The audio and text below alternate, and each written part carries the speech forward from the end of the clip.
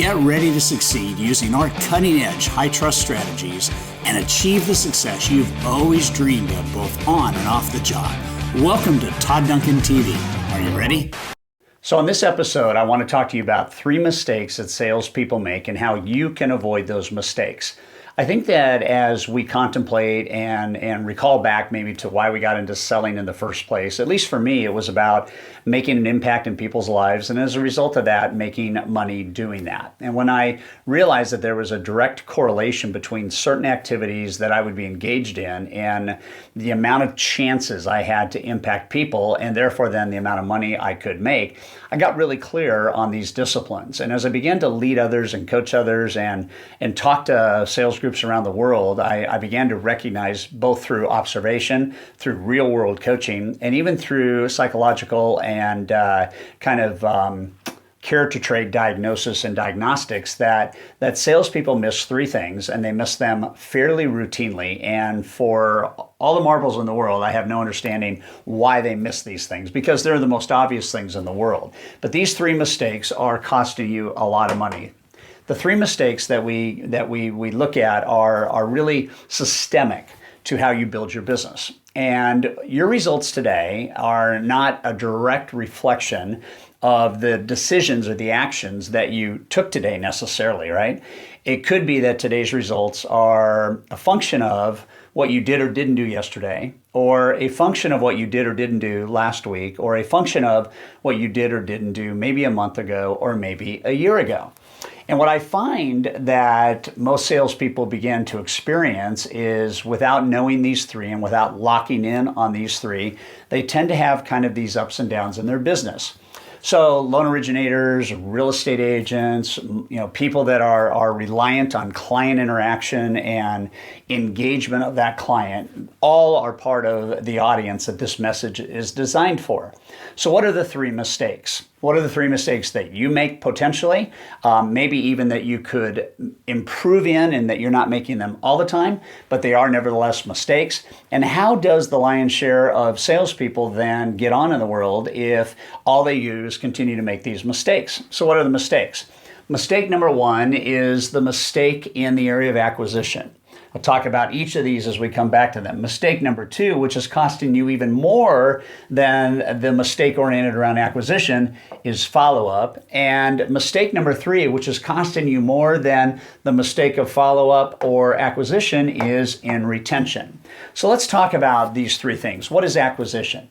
Acquisition simply means that you have to be in the business of acquiring prospects to have conversation with, to be able to determine whether or not you can meet, exceed their expectations, bring them into your fold as a customer, and give them a really optimized experience. I find that most people, when they start to acquire, that's also known as prospecting, do it when they're desperate, do it when they're new, do it when they don't have a pipeline. All right. So it's obvious, if you're in the straight commission world, that if you don't have a pipeline of prospects, you have to prospect. It's obvious that if you don't have people engaging and saying yes, that you need to talk to people to get them to a point where they can say yes. I remember 2 things in my career as a loan officer that I found very, very helpful. One was a conversation that I had with Tom Hopkins about prospecting. And when I had started the Duncan Group, he said, what you have to do is you have to make sure that you reach out to 10 mortgage companies and banks a day that don't know you. You've got to introduce yourself to those 10. You've got to do something that is a little bit disruptive to get their attention. And then, somewhere a week later, you've got to follow up with those 10. And that day that you follow up with those 10, you have to find 10 more. And he said, what you're going to be inclined to do is at a certain point in time, you're going to let off the gas on that. And he said that's the mistake that most people make. You don't let off the gas when you start to get traction. What you do is you continue to acquire, you continue to prospect, you continue to do the things that bring business in, because when you get to a level where you have done that, then it's hard to go back to that lower level. And so for me, he said, I don't want you to stop prospecting or stop acquiring new clients until you have 40 contracts. And that would be one of the messages that I would send to you, is that don't stop prospecting when you get the first 2 or 3 or 4 transactions. You've got to keep that up. You got to keep the throttle down. You got to keep filling the front end. There is a point in time in your sales career where the front end is filled in different ways. It's not filled as much now by your own energy, it's filled by the energy of your clients, and I'll get back to that in just a second. But acquisition is huge. The second story about acquisition comes from my friend Zig Ziglar, he passed away a couple years ago, and mentor in my life, personal friend. And one of his hallmark quotes on success is, prospecting is like taking a bath. If you don't do it every day, pretty soon you stink. So the thing that I would say about prospecting is you got to love it. You've got to be prepared for it. You've got to be oriented around what are the dialogues and the objections that you might get in acquisition.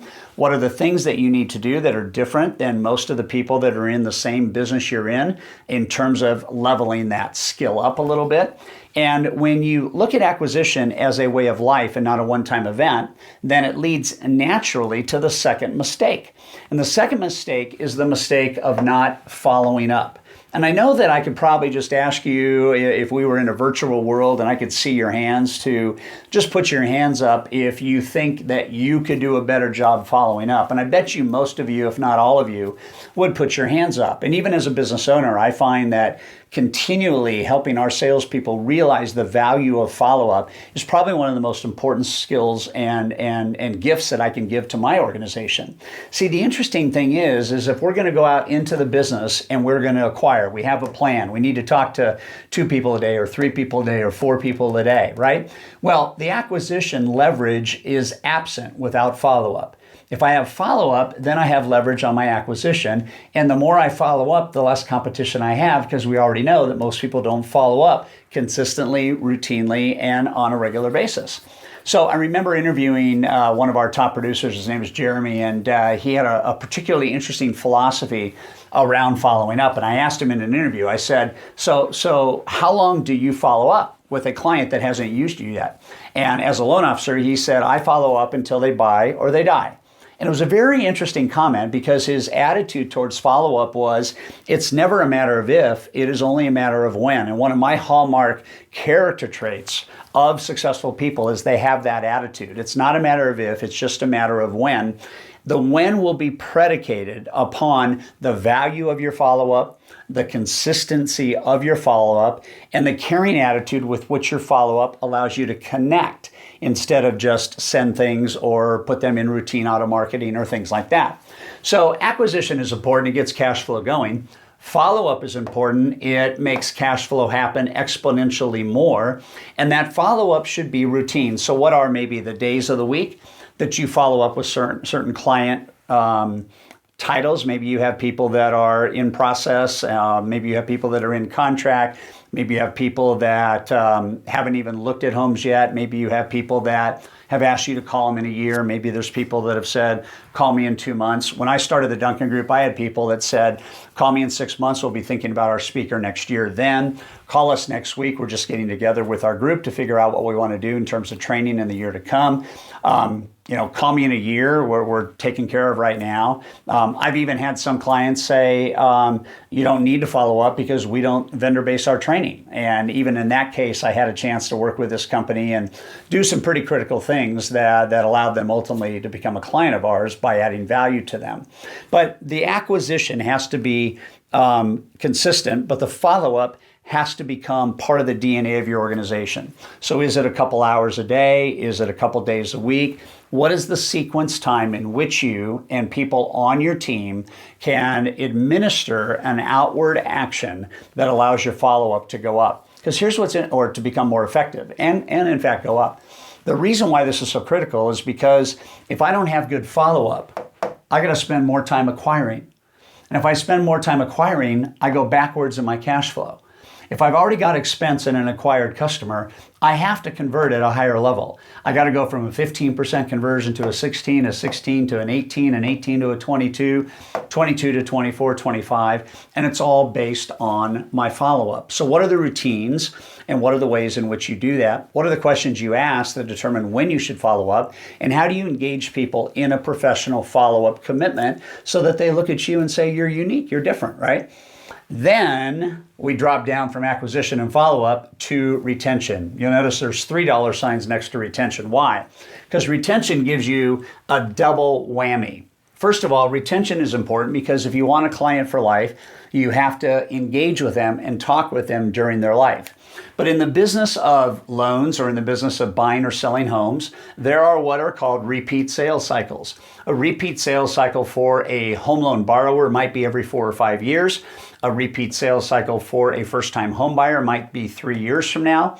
It could be that after they buy their first home, they want to buy a second home. That could be 5 years out. It could be that they're going to sell the home they just financed in 5 years and they're going to buy up. It could be that they just got married and they don't have a family, so they need a 2-bedroom condo, but they're going to start their family in a couple years.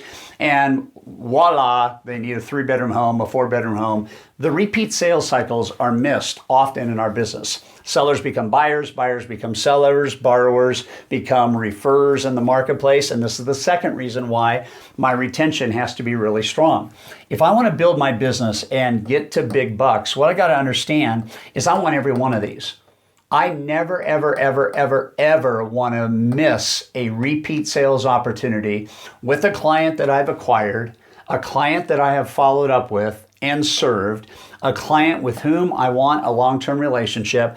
I want to set the stage, set the hook so that I literally become, in the lending scenario, their lender for the rest of their life on anything they need financing assistance with.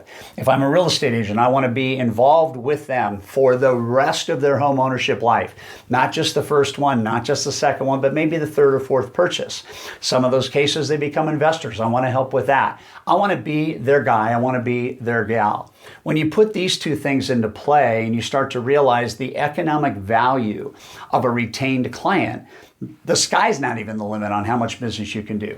And so when we think about dollars growing through acquisition, follow-up, and retention, we think about big bucks. The most money is made right here. This right here is where you're going to make the most money possible because these sales are easier because they know, love, and trust you. These referrals are highly convertible because of this person knowing, loving, trusting you and having a relationship with the person they refer, and that person wanting to take out some of the risk, take out some of the doubt, and have social proof, if you will, somebody who they trust saying, you can trust my guy or my gal. So it's very interesting that these mistakes are fixed by a consistent action around these three things. And if you make the mistakes, you leave money on the table. Nobody in the ecosystem of commissions wants to leave any money on the table. So my action plan for you is figure out what your business plan looks like. We talked about that in our episode called Moneyball. What does that plan look like? How many conversations do you need to have a day? What is your conversion rate to deals that you do, and what is your follow-up and how can that be tightened up? And then once you have a client that you serve and you serve them well, what is the retention plan? How often are you talking to them? What is your annual reach out? Are you scheduling events where you can video message them with a birthday message or an anniversary message? Are you doing the kinds of things that let them know you care about them, you're investing in them, and you're believing big time that they're going to become part of your ultimate ecosystem? Imagine 100 people here in this ecosystem that over their lifetime know 50 people. That's 5,000 potential people that you could have a conversation with about buying, selling, and borrowing. That's huge. This is the biggest thing missing on your pursuit of in your journey towards big bucks. We need to make sure every repeat, every referral, we need to work that ecosystem bigger than ever. And by the way, if I do that well, then I never have a problem with acquisition. If I ignore the people that have already trusted me and that I've already served, then I've got to go talk to people that I'm not referred to. That's a cold call. That is a recipe for disaster. Work this formula, work hard on this group right here, and you'll never have to worry about acquisition again. And by the way, you'll never have to worry about money again.